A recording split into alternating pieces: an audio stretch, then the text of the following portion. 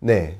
다음은 이 소절에서 인간관계의 전개에 대해서 공부를 하도록 하겠습니다. 인간관계론이 어떻게 형성되었고, 인간관계가 어떻게 형성되었고, 또 인간관계론은 어떻게 발전했는지 그런 것들도 한번 같이 공부를 해보는 시간을 갖도록 하겠습니다. 인간관계란, 조직에서의 인간관계를 보면 조직에서는 어떤 것들이 구성 요소입니까? 조직의 인간관계를 구성하는 요소가 경영자가 있죠. 그죠? 그리고 근로자들이 있어요.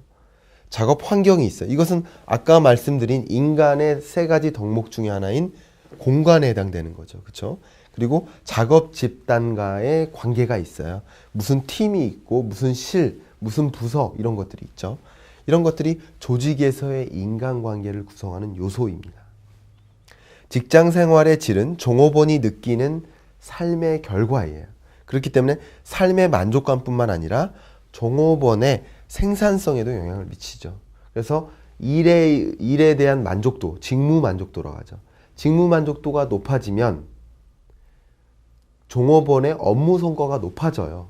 그렇죠? 그래서 어떻게 하면 이 경영자들이 직무 만족도, 근로자의 직무 만족도를 높일 수 있을까를 고민을 해요. 그럼 어떻게 하면 직무 만족도를 높일까? 작업 환경을 개선하는 거죠. 이런 것들이 조직에서의 인간관계의 모습입니다.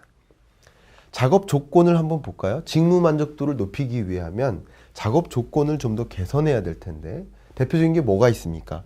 온도, 습도, 환기, 조명, 근무 시간과 휴식, 그리고 직업 건강관리, 안전 이런 문제가 있죠. 아무리 직무 만족도가 높다가도 그 공장에 화재가 나서 직원이 사망했어요. 다쳤어요. 그러면 직무 만족도가 완전히 줄어듭니다. 그렇겠죠. 또 온도나 습도도 얼마나 중요해요. 요즘 에너지를 아낀다고 정부에서는 에어컨을 안 틉니다. 선풍기도 못 틀어요. 그러면 부채질하면서 여름에 어떻게 공부를 합니까? 일을 합니까? 업무 성과가 많이 떨어지죠. 이런 작업 조건도 충분히 고려할 필요가 있다. 근로자들이 아주 안락한 작업 조건 하에서 일할 수 있는 그런 환경을 마련할 필요가 있다라고 생각이 됩니다. 특히 사고가 일어나면 안 돼요. 그렇죠. 그럼 사고가 왜 일어납니까? 작업자가 부주의한 것도 있어요. 그러나 위험한 작업 조건도 있습니다. 제가 개인적으로 해군을 제대했어요. 제가 배를 탔는데요. 배를 타면요, 여러분, 갑판 위에 정말 다양한 시설물들이 있어요. 갑판 위에 호수를 묶는다든가 병기들도 있고요. 왜냐하면 전투함이니까 그렇죠. 근데 거기서는 잘못하다가 넘어지는 일이 많이 발생해요. 근데 뒤로 넘어지면 갑판이 철판이기 때문에 해군 군함은 철판이에요. 그렇기 때문에 죽을 수가 있어요. 뇌진탕에 걸리고. 그리고 그것만 해도 다행일 수도 있는데 물에 빠질 때도 있어요. 굉장히 위험한 일들이 많죠. 그러니까 작업 조건을 굉장히 깔끔하게 유지해 놓습니다. 왜냐하면 갑판 자체가 굉장히 시설물들이 많기 때문에 걸려 넘어질 가능성이 굉장히 높습니다. 그렇기 때문에 작업 조건이라도 깔끔하게 유지를 해놔야 걸려 넘어지거나 이런 부주의한 일이 없죠. 그렇기 때문에 이 작업 조건을 위험하지 않게 관리하는 것이 굉장히 중요하죠. 얼마 전에 기사에서도 어떤 한 공장에서 굉장히 이런 말씀 드려도 될지 모르겠지만 굉장히 좀 간담을 서늘하게 하는 일인데 한 작업자가 불이 났는데 엘리베이터에서 사망한 바도 있죠. 그리고 어떤 한 대기업의 한 공장에서 근로자가 죽은 적도 있죠. 이런 것들을 보면 작업 조건이 얼마나 중요한지. 죽은 사람도 중요하지만 죽지 않은 다른 근로자들이 얼마나 불안하고 근로 만족도가 떨어지겠습니까? 특히 윤리적 이슈가 있어요. 작업 방법이나 작업 조건, 안전, 또 정확한 기록 관리, 공정한 보상이라든가 승진 기회 이런 것들이 다 작업 조건과 관련됩니다. 물리적인 작업 조건도 중요하지만 이런 승진 기회, 공정한 보상 체계 이런 것들도 다 작업 조건에 해당됩니다. 근로자들이 보상 체계나 승진 기회 이런 것들에 대해서 불만을 가지면 얼마나 직무 만족도가 떨어질까요?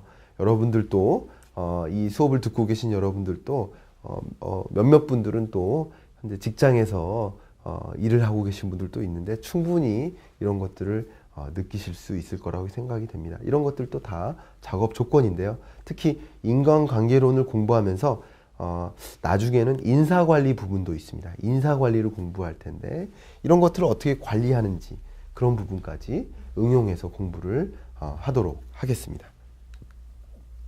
인간관계론이 그러면 어떻게 발전했는지 그것들을 좀 살펴볼게요. 오늘은 좀 도입부이기 때문에 이런 이야기를 좀 많이 합니다. 아마 다음 주차부터는 좀 더 세부적인 이야기를 좀 들어갈 텐데요. 인간관계론은 인간관계론에 대한 비판에서 시작됐어요. 그러면서 발전이 됐어요. 인간관계론이 기존에는 개인 간의 연구를 많이 했어요. 조직 내의 인간관계에 대한 연구를 많이 안 했어요.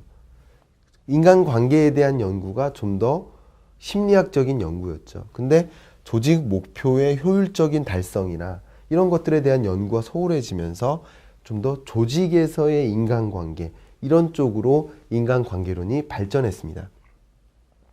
조직에 대한 인간관계도 특히 비공식 조직에 대한 관심을 갖고 공식 조직에 대한 소홀을 하게 됐어요.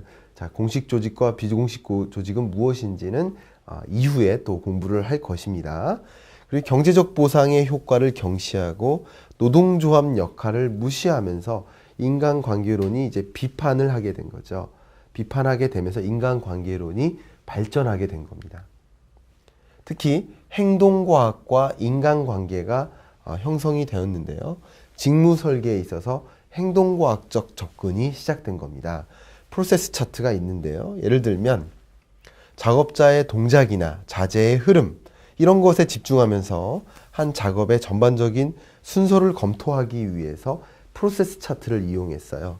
그리고 지체나 임시 저장, 이동거리 이런 것과 관련된 비생산적인 부분들을 파악하는 데 유용하게 사용되기도 했습니다. 행동과학적 접근을 좀 살펴보면 이렇게 큰 원은 이런 종류의 작업을 나타낸다. 작업. 이건 망치질. 이거는 배합, 혼합, 컴퓨터 작업.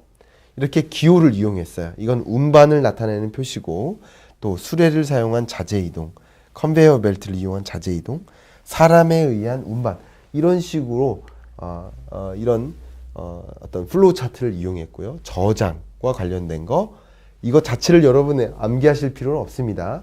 이렇게 작업을 행동과학적으로 정의를 내린 거예요.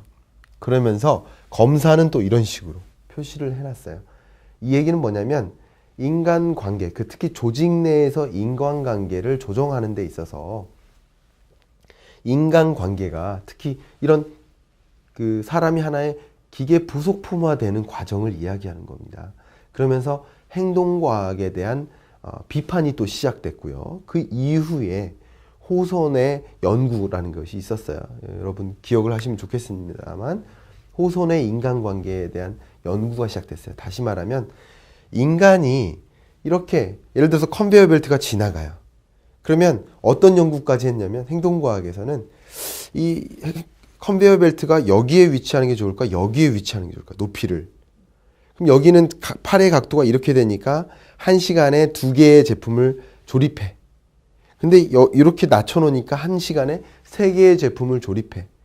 그러면 컨베이어 벨트의 위치가 여기가 낫겠구나. 이런 식으로 팔의 각도까지 계산해 가면서 어디에 위치하는 것이 더 좋은지를 연구하기 시작했어요.